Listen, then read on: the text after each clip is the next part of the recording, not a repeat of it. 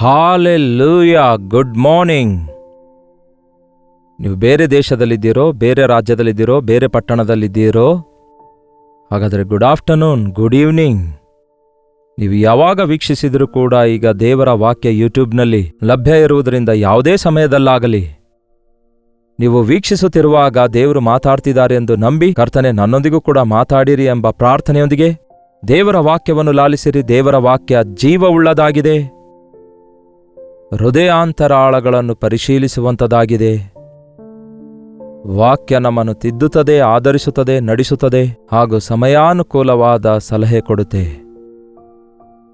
ವಾಕ್ಯವಿಲ್ಲದಿದ್ದರೆ ನಾನು ಬದುಕುವುದೇ ಇಲ್ಲ ಎಂದು ಅನೇಕ ಸಾರಿ ನಾನು ಅಂದುಕೊಳ್ತೇನೆ.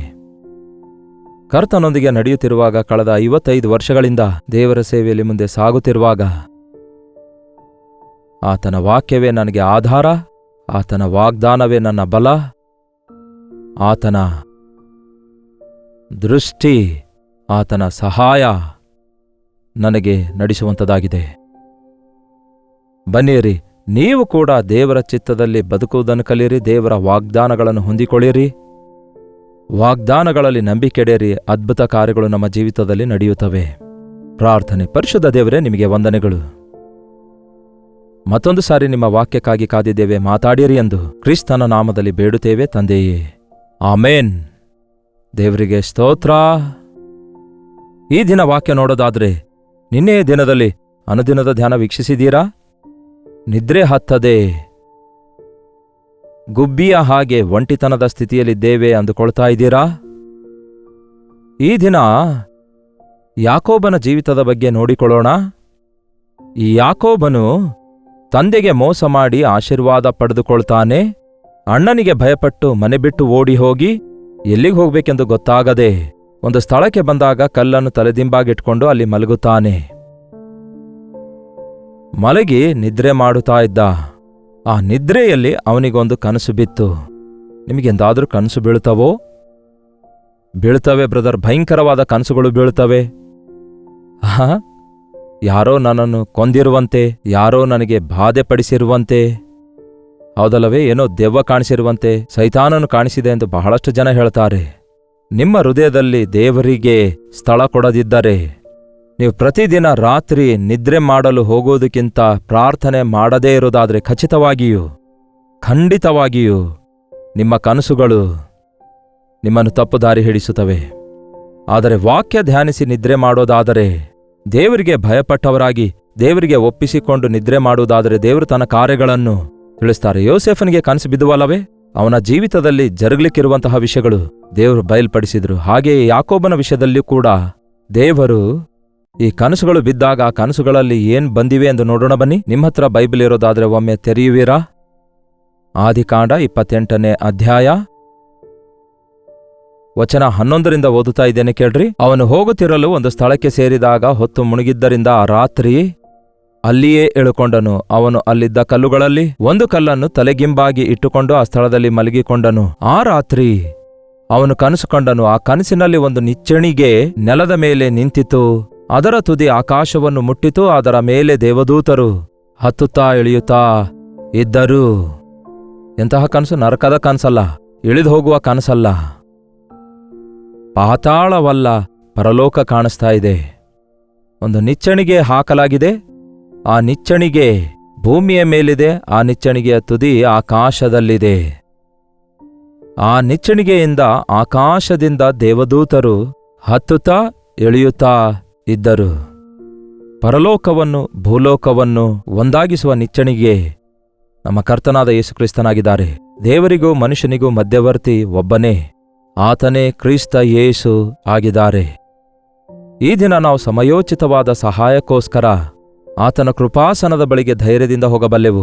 ಆತನ ನಾಮದಲ್ಲಿ ಪ್ರಾರ್ಥಿಸೋದಾದರೆ ಎಲ್ಲ ನಾಮಕ್ಕಿಂತಲೂ ಶ್ರೇಷ್ಠ ನಾಮವಾದ ಆಕಾಶದಲ್ಲಿಯೂ ಭೂಮಿಯಲ್ಲಿಯೂ ಭೂಮಿಯ ಕೆಳಗಿಡುವ ಪಾತಾಳದಲ್ಲಿಯೂ ಬೇರೆ ಯಾವ ನಾಮ ಆತನ ನಾಮದೊಂದಿಗೆ ಹೋಲಿಸಲಾಗಲಿಲ್ಲ. ಪ್ರತಿ ಮೊಳಕಾಲು ಆತನ ನಾಮಕ್ಕೆ ಊರಲ್ಪಟ್ಟು ಪ್ರತಿ ನಾಲಿಗೆ ಆತನೇ ಒಡೆಯನೆಂದು ಒಪ್ಪಿಕೊಳ್ಳಬೇಕೆಂದು ಹೆಚ್ಚಿಸಲ್ಪಟ್ಟ ಆತನ ನಾಮದಲ್ಲಿ ನಂಬಿಕೆ ಇಟ್ಟರೆ ಅದ್ಭುತವಾಗಿರುವಂತಹ ದರ್ಶನಗಳನ್ನು ನಾವು ಹೊಂದಿಕೊಳ್ತೇವೆ. ಈ ಯಾಕೋಬನು ಕೆಲವು ಬಲಹೀನತೆಗಳು ಅವನ ಜೀವಿತದಲ್ಲಿದ್ದಾಗಿಯೂ ಅವನ ಧ್ಯೇಯ ಎರಡರಷ್ಟು ಆಶೀರ್ವಾದ ಹೊಂದಿಕೊಳ್ಳಬೇಕು. ನಾನು ಚೊಚ್ಚಲ ಮಗನಾಗಿ ಪ್ರಥಮ ಫಲವಾಗಿ ಹುಟ್ಟಲಿಲ್ಲ, ಹುಟ್ಟಬೇಕು. ಪ್ರಥಮ ಫಲವು ದೇವರ ಸೊತ್ತು, ದೇವರ ಸೊತ್ತಾಗಬೇಕು ಎಂದು ಆಶಿಸಿದ. ಅದಕ್ಕೆ ನಿಮ್ಮ ಆಸೆಯನ್ನು ನೋಡುವ ಕರ್ತನು ನಿಮ್ಮೊಂದಿಗೆ ಮಾತಾಡ್ತಾರೆ, ನಿಮ್ಮ ಸಮಸ್ಯೆಗಳನ್ನು ತೀರಿಸ್ತಾರೆ. ಆ ನಿಚ್ಚಣಿಗೆಯ ತುದಿಯಿಂದ ದೇವದೂತರು ಹತ್ತುತ್ತಾ ಇಳಿಯುತ್ತಾ ಇರುವಾಗ, ಇದಲ್ಲದೆ ಯೆಹೋವನು ಅವನ ಬಳಿಯಲ್ಲಿ ನಿಂತು, ನಾನು ನಿನ್ನ ತಂದೆಯಾದ ಅಬ್ರಹಾಮನ ದೇವರು, ಇಸಾಕನ ದೇವರು ಆಗಿರುವ ಯೆಹೋವನು ನೀನು ಮಲಗಿಕೊಂಡಿರುವ ಈ ದೇಶವನ್ನು ನಿನಗೂ ನಿನ್ನ ಸಂತತಿಗೂ ಕೊಡುತ್ತೇನೆ ಎಂದು ವಾಗ್ದಾನ ಮಾಡಿದ್ರು. ನಾನು ಅಬ್ರಹಾಮನ ದೇವರು, ಇಸಾಕನ ದೇವರು, ನೀನು ಕೋರಿಕೊಂಡಿರೋದ್ರಿಂದ ನಿನ್ನ ದೇವರಾಗಿರಬೇಕೆಂದು ಆಶಿಸುತ್ತಿದ್ದೇನೆ. ನೀನು ನೆಲೆಸಿರುವ ಈ ಸ್ಥಳವನ್ನು, ನೀನು ಮಲಗಿಕೊಂಡಿರುವ ಈ ಸ್ಥಳವನ್ನು ನಿನಗೆ ಕೊಡಬೇಕೆಂದು ಆಶಿಸುತ್ತಿದ್ದೇನೆ. ಅಬ್ರಹಾಮನಿಗೆ ಮಾಡಿದ ವಾಗ್ದಾನ ನಿನ್ನ ಮೂಲಕ ನೆರವೇರಿಸಬೇಕೆಂದು ನಾನು ನಿನ್ನನ್ನು ಆರಿಸಿಕೊಂಡಿದ್ದೇನೆ. ಆಹಾ, ಎಂತಹ ದೊಡ್ಡ ಭಾಗ್ಯ! ಈ ದಿನ ನಿಮಗೂ ನನಗೂ ಕರ್ತನು ಹೇಳ್ತಿದ್ದಾರೆ, ಅಬ್ರಹಾಮನಿಗೆ ಕೊಟ್ಟಿರುವಂತಹ ಆಶೀರ್ವಾದಗಳನ್ನು ಕರ್ತನಾದ ಯೇಸುಕ್ರಿಸ್ತನ ಮುಖಾಂತರ ನಿಮಗೂ ನನಗೂ ಕೊಡಬೇಕೆಂದು. ನಮ್ಮ ದರಿದ್ರತೆಯಿಂದ, ನಮ್ಮ ದೀನಸ್ಥಿತಿಯಿಂದ, ನಮ್ಮ ದಿಕ್ಕಿಲ್ಲದ ಸ್ಥಿತಿಯಿಂದ, ನಮ್ಮ ಕುಂದು ಕೊರತೆಗಳಿಂದ ನಮ್ಮನ್ನು ತಪ್ಪಿಸಿ, ನಮ್ಮನ್ನು ಆಶೀರ್ವದಿಸಿ ನಾವು ಅನೇಕರಿಗೆ ಆಶೀರ್ವಾದಕರವಾಗಿರಬೇಕೆನ್ನುವುದು ಕರ್ತನ ಪ್ರಣಾಳಿಕೆಯಾಗಿದೆ.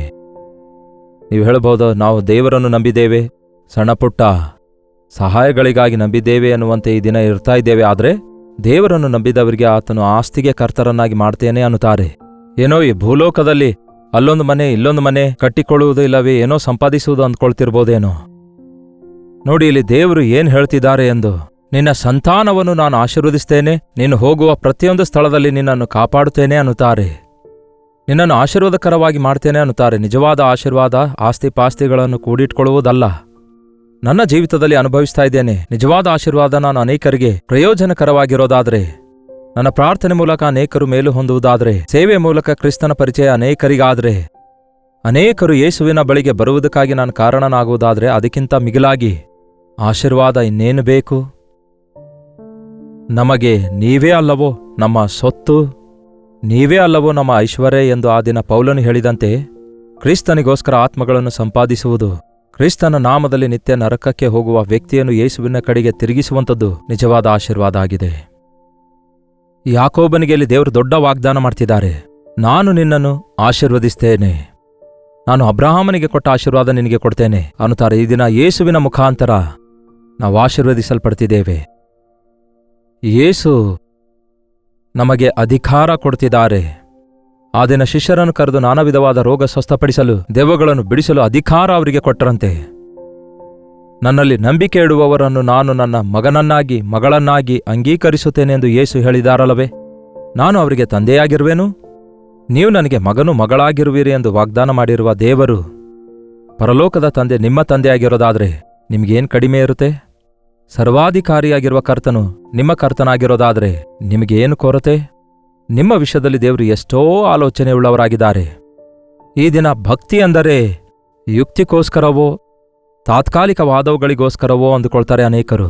ದೇವರ ವಾಗ್ದಾನಗಳನ್ನು ಹೊಂದಿಕೊಳ್ಳೋದಾದರೆ ಜನಾಂಗಗಳಿಗೆ ನಮ್ಮನ್ನು ಆಶೀರ್ವಾದಕರವಾಗಿ ಮಾಡಬೇಕೆಂದು ಅನೇಕ ಜನರನ್ನು ನಿತ್ಯ ನರಕದಿಂದ ತಪ್ಪಿಸುವ ಉನ್ನತವಾದ ಆಧ್ಯಾತ್ಮಿಕ ಕಾರ್ಯಗಳಿಗೋಸ್ಕರ ಉಪಯೋಗಿಸಬೇಕೆಂದು ದೇವರು ಬಯಸುತ್ತಾರೆ. ಯಾಕೋಬನು ಇನ್ನೂ ಸುಸ್ತಾಗಿಯೇ ಇರುತ್ತಾನೆ, ಆದರೆ ನಿದ್ದೆಯಿಂದ ಎಚ್ಚರಗೊಳ್ಳುತ್ತಾನೆ. ನಿದ್ದೆಯಿಂದ ಎದ್ದು ಏನು ಹೇಳ್ತಾನೆ ನೋಡಿ. ಯಾಕೋಬನು ನಿದ್ದೆಯಿಂದ ಎಚ್ಚೆತ್ತು, ನಿಜವಾಗಿ ಯೆಹೋವನು ಈ ಸ್ಥಳದಲ್ಲಿದ್ದಾನೆ ಏನನ್ನುತ್ತಾನೆ.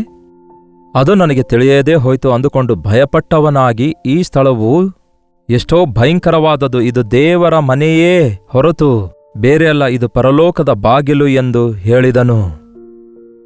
ಇದು ಪರಲೋಕದ ಬಾಗಿಲು ಅಂದನು. ದೇವರು ಇಲ್ಲಿ ಇದ್ದಾರೆ. ಕೇಳಿ ಪ್ರಿಯರೇ, ಎಲ್ಲಿ ಇಬ್ಬರು ಮೂವರು ನನ್ನ ನಾಮದಲ್ಲಿ ಕೂಡಿ ಬರ್ತಾರೋ ಅಲ್ಲಿ ನಾನಿದ್ದೇನೆಂದಿರುವ ದೇವರು, ನೀವು ಅಲ್ಲಿ ನಾನು ಇಲ್ಲಿ ಸೇರಿ ನಾವು ದೇವರ ವಾಕ್ಯ ಧ್ಯಾನಿಸುತ್ತಿರುವಾಗ, ಪ್ರಾರ್ಥಿಸುತ್ತಿರುವಾಗ, ಎಷ್ಟೋ ದೂರ ಇದ್ದಿರ್ತೀರಿ ನೀವು. ಅಕ್ರಾಸ್ ದ ಸೀಸ್, ಸಮುದ್ರಗಳ ಆಚೆ ಇದ್ದಿರಬಹುದು, ಭೂಮಿಯ ಕೆಳಗೆ, ಭೂಮಿಯ ಮೇಲೆ ಎಲ್ಲೆಲ್ಲೋ ಇದ್ದಿರಬಹುದು. ಆದರೆ ಪವಿತ್ರಾತ್ಮನು ನಮ್ಮನ್ನು ಐಕ್ಯಗೊಳಿಸುವುದಕ್ಕಾಗಿ, ನಮ್ಮನ್ನು ದೇವರ ಸನ್ನಿಧಿ ಅನುಭವಿಸುವುದಕ್ಕಾಗಿ ನಮ್ಮೆಲ್ಲರಿಗೆ ಇಂತಹ ದೊಡ್ಡ ಅವಕಾಶ ಕೊಟ್ಟಿದ್ದಾರೆ. ಇದು ದೇವರ ಮನೆಯಾಗಿದೆ. ಇದು ಭಯಂಕರವಾದ ಸ್ಥಳ. ಇದು ದೇವರ ಒಂದು ಆಲಯದ ಬಾಗಿಲಾಗಿದೆ. ಕರ್ತನ ನಾಮದಲ್ಲಿ ನಾವು ಪ್ರಾರ್ಥಿಸುವಾಗ ನಾವು ಪರಲೋಕ ರಾಜ್ಯದ ವಾರಸುದಾರರಾಗುತ್ತೇವೆ. ಆತನ ಮಗನೂ ಮಗಳೂ ಆಗುತ್ತೇವೆ. ಹಾಗೆಯೇ ಆನಂತರ ಯಾಕೋಬನು ಒಂದು ಕೆಲಸ ಮಾಡ್ತಾನೆ ನೋಡಿರಿ, 18ನೇ ವಚನದಲ್ಲಿ. ಹೊತ್ತಾರೆ ಅವನು ಎದ್ದಾಗ ತಾನು ತಲೆಗಿಂಬಿಗೆ ಇಟ್ಟುಕೊಂಡಿದ್ದ ಕಲ್ಲನ್ನು ಕಂಬವಾಗಿ ನಿಲ್ಲಿಸಿ ಅದರ ತುದಿಯಲ್ಲಿ ಎಣ್ಣೆ ಹೊಯ್ದನು ಮತ್ತು ಆ ಸ್ಥಳಕ್ಕೆ ಬೇಥೇಲ್ ಎಂದು ಹೆಸರಿಟ್ಟನು. ಬೇಥೇಲ್ ಅಂದರೆ ಅಲ್ಲಿ ಫುಟ್ನೋಟ್ ಅಲ್ಲಿ ಇದೆ ನೋಡಿರಿ, ದೇವರ ಮನೆ ಎಂದು. ದೇವರ ಮನೆ ಅಂದರೆ ಕಟ್ಟಡ ಅಲ್ಲ ಪ್ರಿಯರೇ. ದೇವರ ಮನೆ ಅಂದರೆ ದೇವರ ಸನ್ನಿಧಿ ಇರುವ ಸ್ಥಳವೇ ದೇವರ ಮನೆಯಾಗಿರುತ್ತೆ. ದೇವರ ಆತ್ಮನಿಗೆ ನಿಮ್ಮ ಹೃದಯದಲ್ಲಿ ಸ್ಥಳ ಕೊಡೋದಾದರೆ ನೀವೇ ಆತನ ಆಲಯವೆಂದು. ನಿಮ್ಮ ಹೃದಯವನ್ನು ದೇವರು ತನ್ನ ಮನೆಯಾಗಿ ಮಾಡಿಕೊಂಡು ನಿಮ್ಮ ಹೃದಯ ಸಿಂಹಾಸನದ ಮೇಲೆ ಆತನು ಆಸೀನರೂಢನಾಗಬೇಕೆಂದು ಆಸೆ ಪಡುತ್ತಾನೆ. ದಿವ್ಯದಾನದಿಂದ ನಾನು ಆಶೀರ್ವದಿಸ್ತೇನೆ, ನಿಮ್ಮನ್ನು ಅಭಿವೃದ್ಧಿಪಡಿಸ್ತೇನೆ. ನಾನು ನನ್ನ ಆಲೋಚನೆಗಳನ್ನು ನಿಮ್ಮ ವಿಷಯದಲ್ಲಿ ನೆರವೇರಿಸುತ್ತೇನೆ. ನನ್ನ ಮಾತು ಕೇಳಿ ಯಾರು ನಡುಗುತ್ತಾರೋ ಅವರ ಮೇಲೆ ದೃಷ್ಟಿಯಿಡುತ್ತೇನೆ.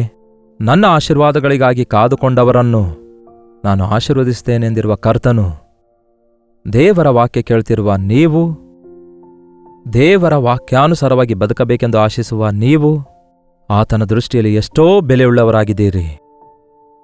ನೀವು ಪ್ರಶಾಂತವಾಗಿ ಲೋಕದಲ್ಲಿ ಜೀವಿಸಬೇಕೆಂದು, ಸಮಾಧಾನ ಸಂತೋಷದಿಂದ ಅಭಿವೃದ್ಧಿಯಾಗಿ ಆಶೀರ್ವಾದಗಳಿಂದ ದಿವ್ಯದಾನಗಳನ್ನು ಹೊಂದಿ ಸುತ್ತಲಿರುವವರಿಗೆ ಆಶೀರ್ವಾದವಾಗಿರಬೇಕೆಂದು ದೇವರ ಪ್ರಣಾಳಿಕೆಯಾಗಿದೆ. ಇನ್ನೂ ನಿಮ್ಮ ಜೀವಿತದಲ್ಲಿ ಕೊರತೆಗಳಿವೆಯೋ, ಕಡಿಮೆ ಇವೆಯೋ, ಬಲಹೀನತೆಗಳಿವೆಯಾ? ದೇವರ ಸನ್ನಿಧಿಯಲ್ಲಿ ನಿಮ್ಮ ಸ್ಥಿತಿಯೇನೆಂದು ಹೇಳಿಕೊಳ್ಳೋದಾದರೆ, ಪ್ರತಿ ಅವಶ್ಯಕತೆ ತೀರಿಸಬಲ್ಲ ಕರ್ತನು ಬೇಡಿದವುಗಳಿಗಿಂತಲೂ ಇಸಿದವುಗಳಿಗಿಂತಲೂ ಅತ್ಯಧಿಕವಾದದನ್ನು ಅನುಗ್ರಹಿಸಲು ಸಿದ್ಧವಾಗಿದ್ದಾರೆ. ಪ್ರಾರ್ಥನೆ. ಪರಿಶುದ್ಧ ದೇವರೇ, ನಿಮಗೆ ವಂದನೆಗಳು. ನಮ್ಮ ಬದುಕಿನಲ್ಲಿ ದೇವರೇ, ಅಡ್ಡದಾರಿಯಲ್ಲಿ ನಾವೇನೋ ಸಂಪಾದಿಸಬೇಕೆಂದು, ಲೋಕ ಸಂಬಂಧವಾದ ಆಶೀರ್ವಾದ ಹೊಂದಬೇಕೆಂಬ ಆಸೆಯಲ್ಲಿಯೇ ಇದ್ದೇವೆ. ಆದರೆ ನೀವು ಆಶೀರ್ವದಿಸುವುದಾದರೆ ಅದು ಎಂದೆಂದಿಗೂ ಆಶೀರ್ವಾದಕರವಾಗಿರುತ್ತೆ ಎಂದು, ನಿಮ್ಮನ್ನು ತಂದೆಯನ್ನಾಗಿ ಮಾಡಿಕೊಂಡ್ರೆ ಪರಲೋಕದ ತಂದೆಗೆ ಮಕ್ಕಳಾಗಿ ನಾವು ಈ ಲೋಕದಲ್ಲಿ ನಿಮ್ಮ ಸಾಕ್ಷಿಗಳಾಗಿ ಇರಬಲ್ಲೆವು ಎಂದು, ನಾವು ಆಶೀರ್ವದಿಸಲ್ಪಟ್ಟು ಅನೇಕರಿಗೆ ಆಶೀರ್ವಾದಕರವಾಗಿರಬಲ್ಲೆವು ಎಂದು ಆ ಸತ್ಯವನ್ನು ಗ್ರಹಿಸಲು ನಿಮ್ಮ ನಾಮವನ್ನು ಅಂಗೀಕರಿಸಿ ದೀಕ್ಷಾಸ್ನಾನ ತೆಗೆದುಕೊಂಡು ದೇವರ ಮಕ್ಕಳು, ವಿಶ್ವಾಸಿ ಕ್ರೈಸ್ತರು ಎಂದು ಹೇಳಿಕೊಳ್ಳುವ ಪ್ರತಿಯೊಬ್ಬರಿಗೂ ಸಹಾಯ ಮಾಡಿರಿ. ನಾಮಕಾರ್ಥ ಸ್ಥಿತಿಯಲ್ಲಿ ನಾವಿರದಂತೆ ಕುಮಾರತ್ವವನ್ನು ಹೊಂದಿಕೊಂಡು ಪರಲೋಕದ ತಂದೆಗೆ ಮೊರೆಯಿಡುವ ಹಾಗೆ ಆಧ್ಯಾತ್ಮಿಕವಾದ ನಂಬಿಕೆಯ ಜೀವಿತವುಳ್ಳವರಾಗಿ ಜೀವಿಸಲು ನಮ್ಮ ಮನೆಯವರಿಗೂ, ಸ್ವಂತವರಿಗೂ, ದೇಶದವರಿಗೂ, ಈ ಲೋಕದಲ್ಲಿರುವ ಪ್ರತಿಯೊಬ್ಬರಿಗೂ ಯೇಸುವೇ ರಕ್ಷಕನಾಗಿದ್ದಾನೆಂದು ನಮ್ಮ ಜೀವಿತದ ಮೂಲಕ ಬೋಧಿಸುವಂತೆ ಬದುಕಿ ತೋರಿಸಲು ನಿಮ್ಮ ವಾಕ್ಯಾನುಸಾರವಾದ ಜೀವಿತ ನಮ್ಮೆಲ್ಲರಿಗೂ ಅನುಗ್ರಹಿಸಿರಿ ಎಂದು ಕ್ರಿಸ್ತನ ನಾಮದಲ್ಲಿ ಬೇಡುತ್ತೇವೆ ತಂದೆಯೇ, ಆಮೇನ್. ನಮ್ಮ ತಂದೆಯಾದ ದೇವರ ಪ್ರೀತಿಯು, ಮಗನಾಗಿರುವ ಕ್ರಿಸ್ತನ ಕೃಪೆಯು, ಆದರಣೆಕರ್ತನಾದ ಪವಿತ್ರಾತ್ಮನ ಸಹವಾಸವು ಕೂಡಿ ಬಂದಿರುವ ನಮ್ಮೆಲ್ಲರ ಸಂಗಡ ಇಂದಿಗೂ ಸದಾಕಾಲಕ್ಕೂ ನೆಲೆಯಾಗಿರಲಿ. ಆಮೇನ್. ದೇವರಿಗೆ ಸ್ತೋತ್ರ. ನಿಮ್ಮ ಪ್ರಾರ್ಥನಾ ಮನವಿಗಳನ್ನೆಲ್ಲ 8939731313 ನಂಬರ್ಗೆ ಒಂದು ಟೆಕ್ಸ್ಟ್ ಇಲ್ಲವೇ ವಾಯ್ಸ್ ಮೆಸೇಜ್ ಮುಖಾಂತರ ವಾಟ್ಸಪ್ ಕಳಿಸಿಕೊಡಿರಿ. ಒಂದು ವೇಳೆ ಟೆಕ್ಸ್ಟ್ ಕಳಿಸ್ಲಿಕ್ಕಾಗದಿದ್ದರೆ ನೇರವಾಗಿ ಕೊಡಲ್ಪಟ್ಟಿರುವ ನಂಬರ್ಗೆ ನೀವು ಕರೆ ಮಾಡಿರಿ. ನೀವೆಲ್ಲಿಂದ ವೀಕ್ಷಿಸ್ತಿದ್ದೀರಿ ಎಂದು ಲೈವ್ ಚಾಟ್ನಲ್ಲಿ ಬಂದು ಟೈಪ್ ಮಾಡಿರಿ. Doctor Jayapal Kannada YouTube channel subscribe ಮಾಡಿಕೊಳ್ಳಿರಿ. ಡಾಕ್ಟರ್ ಜಯಪಾಲ್ ತೆಲುಗು, ತಮಿಳ್, ಹಿಂದಿ, ಮಲಯಾಳಂ, ಬೆಂಗಾಲಿ ಆ್ಯಂಡ್ ಒರಿಯಾ ಭಾಷೆಗಳಲ್ಲಿಯೂ ಕೂಡ ಅನೇಕ ಸಂದೇಶಗಳನ್ನು ನಾವು ಪೋಸ್ಟ್ ಮಾಡ್ತಿದ್ದೇವೆ ಪ್ರತಿದಿನ. ಕನ್ನಡದಲ್ಲಿ ಅಷ್ಟೇ ಅಲ್ಲ, ಅನುದಿನದ ಧ್ಯಾನ ತಮಿಳ್ನಲ್ಲಿ, ಹಿಂದಿನಲ್ಲಿ, ತೆಲುಗುವಿನಲ್ಲಿ, ಮಲಯಾಳಂನಲ್ಲಿಯೂ ಕೂಡ ಪ್ರಸಾರ ಮಾಡ್ತಿದ್ದೇವೆ. ಈ ಭಾಷೆ ಮಾತಾಡುವ ನಿಮ್ಮ ಸ್ನೇಹಿತರಿಗೆ ಆ ರಾಜ್ಯಗಳಲ್ಲಿ ನೀವಿರೋದಾದರೆ ಈ ಸಂದೇಶ ಶೇರ್ ಮಾಡೋದು, ಅದರ ನಿಮಿತ್ತ ಅವರು ಕೂಡ ಯೇಸುವನ್ನು ಕಂಡುಕೊಳ್ಳುವುದಕ್ಕಾಗಿ ಸಹಕರಿಸುವವರಾಗಿರೋದು ನಿಮಗೆಷ್ಟೋ ಆಶೀರ್ವಾದ. ಕರ್ತನ ಚಿತ್ತವಿರುವುದಾದರೆ ಮತ್ತೆ ನಾಳೆ ಇದೇ ಅನುದಿನದ ಧ್ಯಾನ ಎಂಬ ಕಾರ್ಯಕ್ರಮದಲ್ಲಿ ಮತ್ತೊಮ್ಮೆ ಭೇಟಿಯಾಗೋಣ. ಅಲ್ಲಿವರೆಗೂ ದೇವರ ಮಹಾಕೃಪೆ ನಿಮ್ಮೆಲ್ಲರೊಂದಿಗಿರಲಿ.